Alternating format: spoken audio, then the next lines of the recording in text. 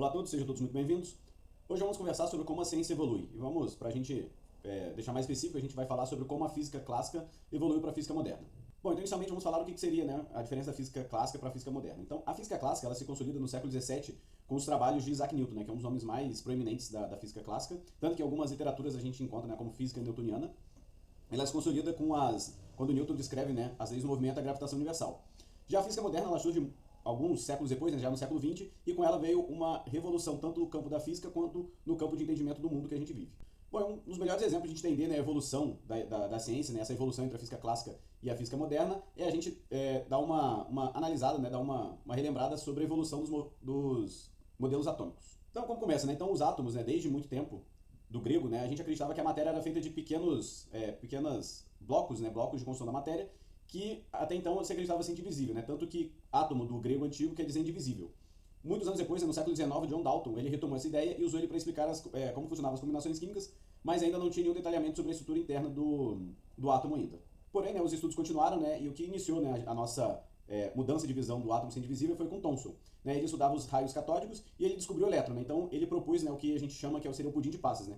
O átomo provavelmente ele seria divisível, porém ele tinha cargas positivas e negativas misturadas ali no meio dele, ali, como se fosse um pudim de passas. Já um tempo depois, em 1911 Rutherford ele aprofundou a investigação, né, da constituição do átomo e no experimento famoso dele com uma lâmina de ouro que foi bombardeada com partículas alfa. Né? Esse experimento evidenciou que o átomo ele tinha um núcleo muito pequeno e denso e em volta tinha que era cercado, né, à volta dele tinha os elétrons que orbitavam o núcleo.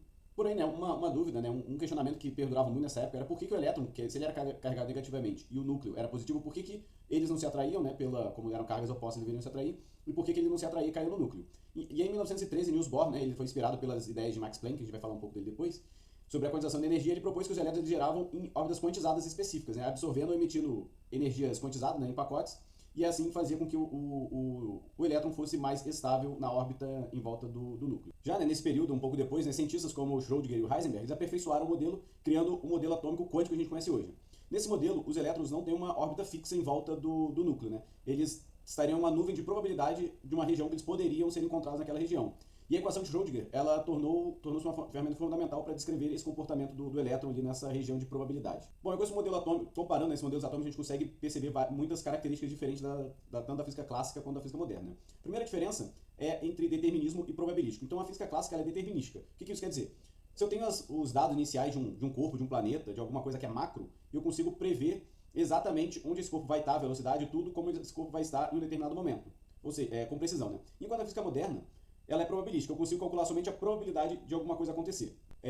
Já em questão de tempo e espaço, né, para a física clássica o tempo é absoluto, então o tempo e o espaço eles são sempre absolutos. Já na física moderna, né, com a relatividade de Einstein, mostrou que o tempo e o espaço ele é relativo e depende, né, ele é relativo ao observador de quem está observando o movimento. Outra diferença básica entre a física clássica e a física moderna é a questão da energia. Então, com a proposta de Max Planck, em seu estudo sobre a radiação do corpo negro, a energia ela seria quantizada. Né? O que isso quer dizer? Seria que a energia ela deveria ser emitida por pacotes definidos, né? Enquanto na física clássica, essa energia ela é contínua, né? E aqui é uma questão interessante, né? A física moderna é dividida em várias vertentes, né? Uma delas é a física quântica. E um dos pais da física quântica é o Max Planck, né? Que foi exatamente essa ideia. Então, a física quântica vem da quantização, né? Então, quando o Max Planck propôs que a energia ela deveria ser emitida em pacotes, ele chamou esses pequenos pacotes de quanta. E aí vem o nome física quântica. Outra diferença entre a física clássica e a física moderna é basicamente o tamanho, né, do fenômeno que é analisado. Então, na física clássica, a gente analisa um mundo macro, a gente pode dizer que seriam coisas grandes, como planetas, uma bola de futebol, uma ponte, um corpo correndo, uma pessoa correndo, um carro, etc. Já a física moderna, ela procura estudar, né, o mundo micro, né, que seriam átomos, partículas, subpartículas. E em alguns casos a gente pode estudar também corpos extremamente grandes, como do cosmos, né, como galáxias, buracos negros, estrelas, entre outros. Bom, e como conclusão, né, gostaria de destacar que a física moderna e a física clássica elas não se anulam, né? Elas se complementam.